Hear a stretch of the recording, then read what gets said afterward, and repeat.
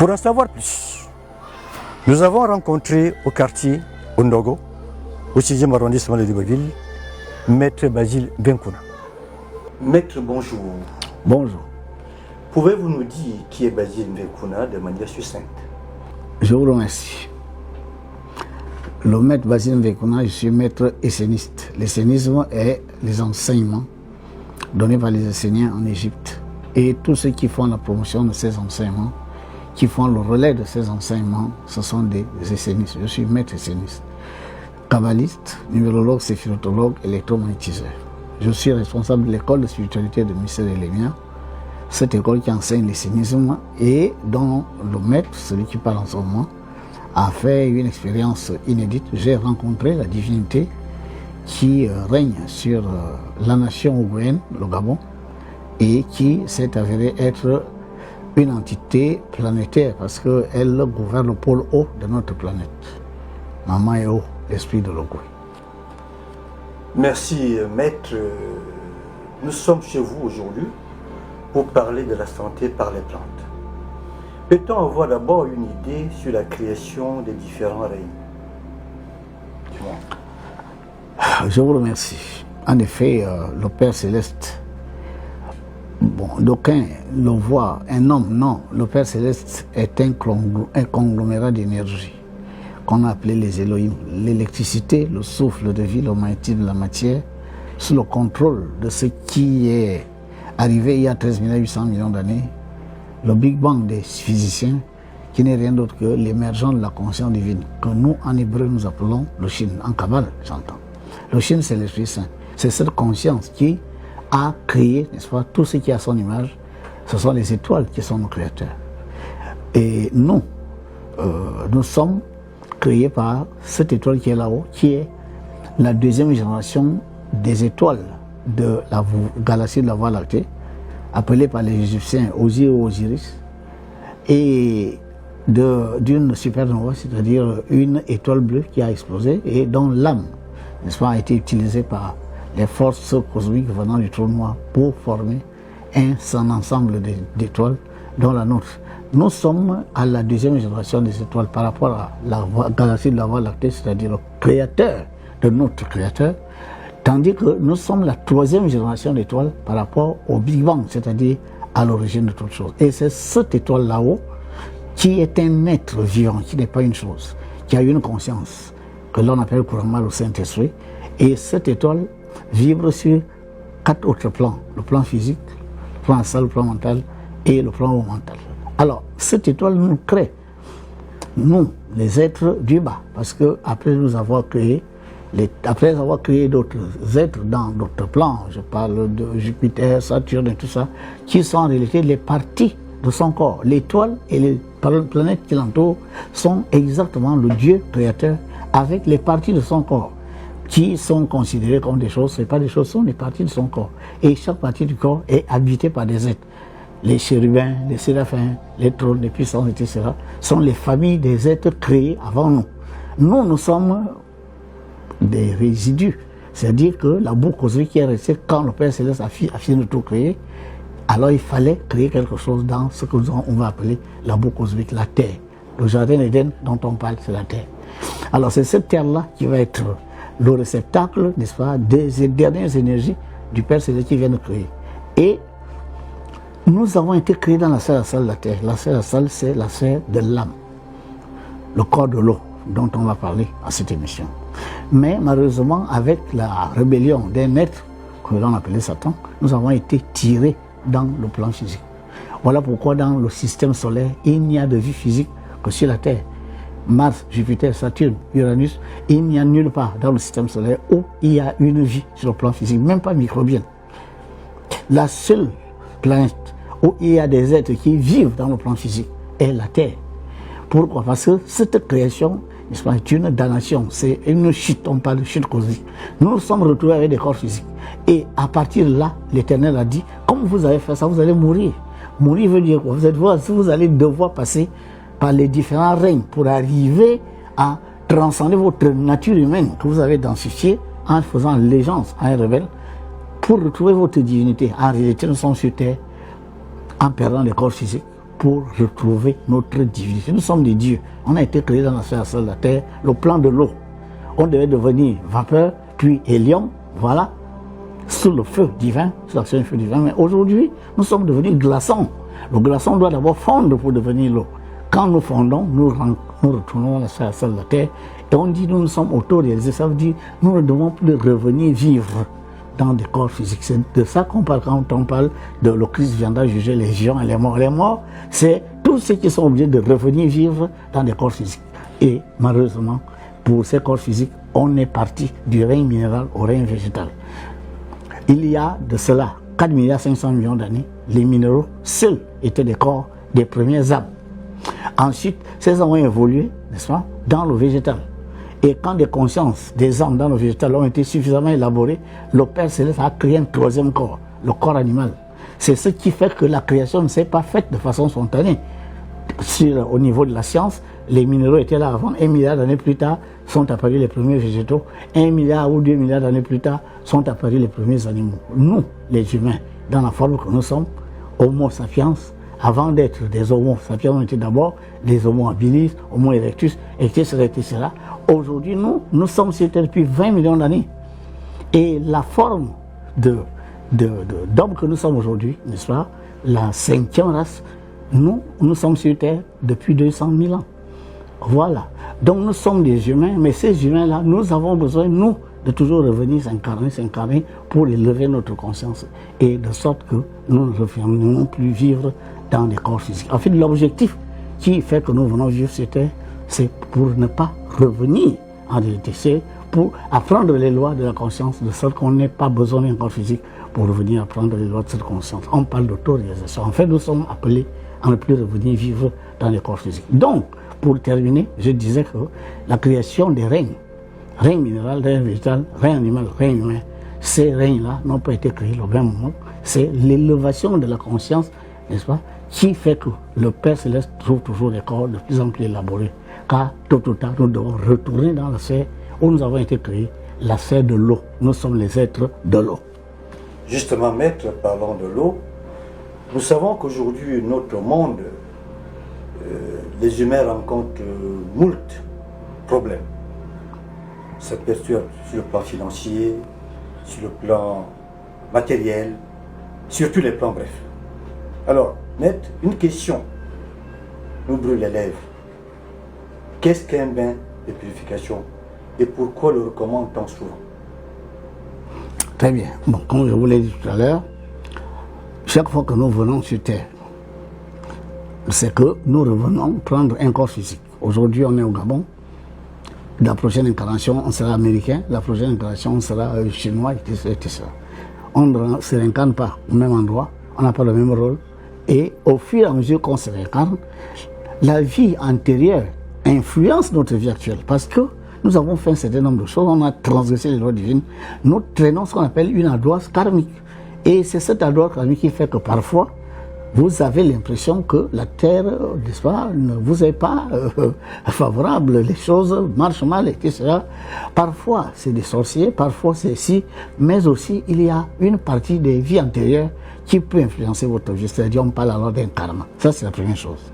Le karma peut vous rendre la vie difficile, peut vous créer beaucoup de problèmes, faire en sorte que vous ne réussissiez pas grand-chose. Parce qu'il est des fautes que vous avez commises, il faut les réparer. Et aussi longtemps que vous ne les réparerez pas en cette incarnation, ces fautes vont toujours vous empêcher, n'est-ce pas, de vivre la vie abondante. Donc ça, c'est le premier cas. Le deuxième cas est que nous avons une manière de penser. Nous ne pensons pas toujours positif. Nous sommes parfois négatifs. Nous sommes pessimistes. D'accord? Nous commençons à manquer de confiance en nous-mêmes et nous voyons toujours le mal et l'échec partout. Donc nos pensées sont très souvent à 90% destructives, j'ai envie de dire, négatives. Voilà, on a peur, on pense mal, on pense que tout ira mal, on n'a pas une sorte de positivité dans les trucs. Donc ça peut faire qu'à un moment donné, votre vie prenne, n'est-ce pas, un coup. Parce que tout ce que vous pensez, malheureusement, c'est ça qui finit par arriver. Ensuite, nous ne parlons pas forcément positif. On dit beaucoup de choses qui finissent par alourdir, n'est-ce pas, nos corps subtils, les paroles. Nous avons aussi notre manière de ressentir, parfois la haine, la jalousie, le complexe. Tout ça peut alourdir, n'est-ce pas, les corps subtils. Or, les corps subtils sont les corps de l'âme. L'âme est le corps de l'eau. L'homme a 5 corps. Le corps matériel, le corps physique, le corps éolien, le corps éthérique, le corps de l'air. Ce qui permet de parler. Voilà, je disais, il peut être souillé. Le corps aqueux, le corps de l'eau, le corps de l'âme. Voilà, c'est le corps de l'eau. Et nous avons un corps mental et un corps mental. Mais l'âme est un corps aqueux. Par conséquent, c'est dans l'âme, c'est-à-dire dans le corps de l'eau, que nous avons ce qu'on appelle les chakras, les centres d'énergie. Ce sont ces centres d'énergie qui sont des espèces de récipients. Le soleil est là-haut, Vénus, Saturne, Jupiter, la lune déverse sur la terre les énergies qui nous viennent des cieux. Le Père Céleste déverse ces énergies 24 sur 24. Vous voyez le soleil, vous voyez la lune. Mais ce que vous ne voyez pas, c'est Vénus, Saturne, Jupiter. Toutes ces sphères qui sont les parties du Père Céleste déversent sur la terre des énergies que nous sommes appelés à capter. Donc nos chakras, nos centres d'énergie sont des espèces de récipients. Or, comme je vous l'ai dit, un récipient, il peut être sale. Donc tout ce qui vient de là-haut, la pluie cosmique, va tomber dans un récipient sale. Donc si vous prenez de cette eau-là, vous allez, n'est-ce pas, vous empoisonner parce que l'eau n'était pas propre. L'eau peut être trouée. L'eau tombe, mais après, il n'y a rien. L'eau peut être retournée, c'est-à-dire dans la mauvaise position. Nous, aujourd'hui, le cas qui nous concerne, le cas des bains de purification, c'est quand, à un moment donné ou un autre, pour des raisons de souillure, mauvaise pensée, vous pensez mal, mauvaise parole, vous parlez mal, mauvais sentiments, vous avez des mauvais sentiments, la jalousie et tout ça, d'accord. Il y a aussi des actes que vous posez, vous volez, vous trichez, vous violez, d'accord, vous malmenez les autres, tout ça là finit par alourdir vos corps subtils, c'est-à-dire les chakras deviennent lourds, sales. Et à partir de ce moment-là, la vie sera impactée parce que ce sont ces chakras, ces récipients qui sont les énergies dont vous avez besoin pour vivre. Quand vous irez puiser dans l'eau a de l'eau sale. Si vous buvez ça, vous vous empoisonnez. Voilà pourquoi beaucoup de personnes ne savent pas que par la mauvaise façon de penser, la mauvaise façon de parler, la mauvaise façon de ressentir, ou alors, n'est-ce pas, des énergies qui viennent de l'extérieur, des gens qui ne vous veulent pas du bien. Ils peuvent poser des fétiches dans votre maison et peuvent projeter sur vous des ondes négatives.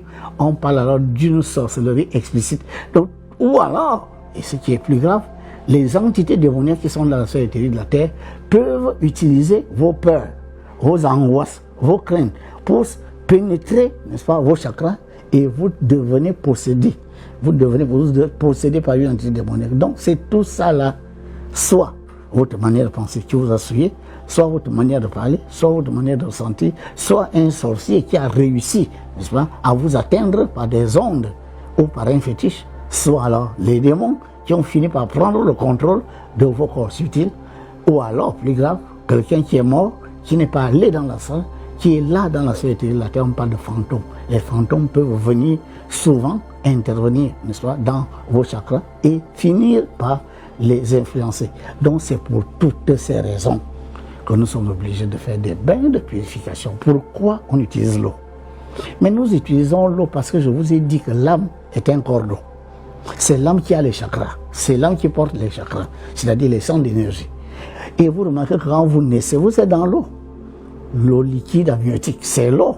C'est de là que vous sortez, n'est-ce pas, pour maintenant prendre ce qu'on appelle l'énergie solaire. Dans l'eau, vous êtes plongé dans le nombre 9. Et quand vous sortez, le premier rayon, dès qu'il touche là, vous poussez un cri. Ça veut dire le nombre 6 vient de s'ajouter au 9. Vous êtes 6-9, électrique, magnétique. Voilà pourquoi nous avons besoin de l'eau, n'est-ce pas? Parce que l'eau est l'élément primordial, c'est l'élément qui porte la vie. Nous sommes faits de corps d'eau. C'est pour ça que c'est ce corps d'eau que nous sommes obligés de laver avec de l'eau. Aujourd'hui, le monde moderne tourne le dos aux pratiques ancestrales. C'est fait. Y a-t-il une différence entre la personne qui est déjà passée par ce bain, par un tel bain, ce genre de bain, et celle qui n'a jamais pratiqué sur le plan spirituel et sur le plan physiologique? Oui, la question est très bien tombée parce qu'aujourd'hui, dans la modernité, on ne lave que le corps physique. Les savons et tout ce que vous utilisez là, ça ne lave que le corps physique. Le corps physique est une chemise, c'est un vêtement. À l'intérieur du vêtement se trouve celui qui porte la vie. La preuve, Quand vous mourrez, ce corps physique-là, il est certains déchets, mais pourtant vous continuez de vivre. Donc vous n'êtes pas le corps physique, vous portez le corps physique. Vous êtes l'âme et l'esprit. Donc, celui qui se contente dans les bains modernes, là, le savon et tout ça, là, parfumer le corps comme vous voulez, si vous ne faites pas les bains de l'âme, c'est-à-dire vous ne nettoyez pas l'âme, mais vous êtes sale. Et c'est cette saleté qui va faire que mais vous avez beau être bien habillé, mais ça va mal, on vous licencie, voilà, des accidents, vous êtes au mauvais endroit au mauvais moment, vous n'avez pas d'enfants, vous ne vous mariez pas, à la limite, beaucoup d'échecs, beaucoup de choses que vous ne réussissez pas, malgré le fait que vous êtes toujours bien habillé, vous êtes bien parfumé, mais pour la simple et bonne raison que vous ne lavez pas l'âme. Donc celui qui se contente de ce qu'on appelle les bains modernes, ben, il ne peut pas être comme celui qui va au village demander que l'on lui lave le corps. On avait allé voir, n'est-ce pas, un praticien en disant lave-moi le corps, parce que le praticien va utiliser l'élément eau pour nettoyer pas le corps, mais il nettoie l'âme. Parce que je vous ai dit, c'est l'âme qui porte les chakras. Or, l'âme est un corps d'eau, mais on lave l'eau avec de l'eau. Voilà la différence. Celui qui ne fait pas des bains de purification, mais c'est quelqu'un qui vit, mais qui malheureusement est sujet à toutes les difficultés du monde, parce que il est soumis au jeu du hasard. C'est-à-dire qu'aujourd'hui ça marche, demain ça ne marche pas. Pourquoi? Parce qu'il ne sait pas exactement que les véritables problèmes qu'il a sont dans l'âme. C'est l'âme qu'on lave. Voilà. Merci maître pour toutes ces précisions et informations que beaucoup n'en avaient pas. Je vous laisse conclure cette émission. Votre mot de fin. Oui, le mot de fin est que nous devons retourner, n'est-ce pas, à la tradition. La tradition, c'est la nature. Les hôpitaux et tout ça, oui, ça nous vient de l'autre côté. Nous sommes feu, air, eau, terre. Mais quand vous regardez la terre, vous regardez que la terre est dominée par l'eau. 80% de notre terre est plongée dans l'eau. Nous-mêmes, nous, les hommes, nous sommes faits à 80% d'eau. Peut-être les gens ne savent pas. Nous sommes exactement comme la terre. Voilà pourquoi tout ce qui est dangereux pour nous ou bien pour nous passe par l'eau. C'est par l'eau qu'on purifie, mais c'est aussi par l'eau qu'on vitalise. Je préfère vous dire que faites l'expérience de passer 2 jours sans manger, ça passe. Vous êtes vivant. Mais vous ne pouvez pas faire 2 jours sans boire de l'eau, ce n'est pas possible, vous allez mourir. Parce que notre corps a besoin d'eau en permanence. Or, qui dit eau dit forêt. C'est l'eau qui fait pousser la forêt. Or, dans ce que nous appelons l'élémentologie, dans l'eau, il y a des entités qu'on appelle les ondines. Et ce sont ces ondines qui, en collaboration avec les gnomes, puisque l'eau repose sur la terre c'est les gnomes, les entités de la terre, les ondines, ces entités de l'eau, alors ils font pousser une végétation qui le donne, n'est-ce pas, aux sylphes, c'est-à-dire les entités de l'air, qui apportent par la photosynthèse, n'est-ce pas, les nutriments, n'est-ce pas, de gaz nécessaires pour que le végétal grandisse, le CO2. Et c'est ce végétal qui finit par recevoir la lumière du soleil. Vous voyez bien que l'eau est à la base de la forêt. Et la forêt et l'eau, quand vous utilisez ces 2 éléments, vous êtes capable de guérir toutes les formes de maladies. Il suffit tout simplement d'être inconnaissant. Parce que dans ces plantes que vous voyez là, il y a là dans les plantes qui purifient, il y a là dans les plantes, n'est-ce pas, qui protègent, il y a là dans les plantes qui soignent, c'est-à-dire qui sont capables de restaurer la santé quand la santé vient, n'est-ce pas, à défaillir, pour la simple et bonne raison que vous êtes fait d'un corps d'eau. Le corps que vous avez n'a pas été fabriqué en laboratoire, c'est un corps qui vient de la nature. Donc il n'y a que dans la nature qu'il faut chercher les éléments pour réparer ce corps, soit pour le revitaliser quand il vient faire des énergies, soit pour le purifier, soit alors pour le protéger, c'est-à-dire dans l'eau et dans la forêt. Il existe, n'est-ce pas, des essentiels qui sont capables de nous protéger contre les différentes agressions. Que ces agressions soient physiques, n'est-ce pas? Nos parents avaient des antipoisons, des plantes qu'ils prenaient, et ils écrasaient, et ils faisaient des infusions, mais ils étaient anti-poisons. Les serpents les mordaient, d'accord? Mais le venin ne faisait pas d'effet. On a des parents qui attrapaient des poissons des serpents venimeux grâce aux plantes. On a des parents qui allaient en guerre, d'accord? Ils prenaient des éléments dans la forêt, ils fabriquaient une espèce de pâte avec de l'eau. Voilà, vous voyez, l'eau et les plantes.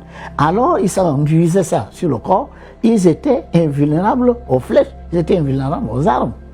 Donc, la forêt, n'est-ce pas, est notre véritable nature. Nous sommes faits de là, nous sommes faits d'eau, nous sommes faits des essentiels. Donc, si nous devons rechercher la santé, la vraie santé, c'est pas par les comprimés. La vraie santé, c'est pas par, n'est-ce pas, tout ce que nous prenons dans les pharmacies. Non, la vraie santé se trouve quand nous serons en communion avec la nature. Voilà pourquoi l'ogoïsme, que le maître Vazir enseigne, cette science que Maman et la divinité de la nation, m'a demandé d'enseigner aux Ogoïennes et aux Ogoïens.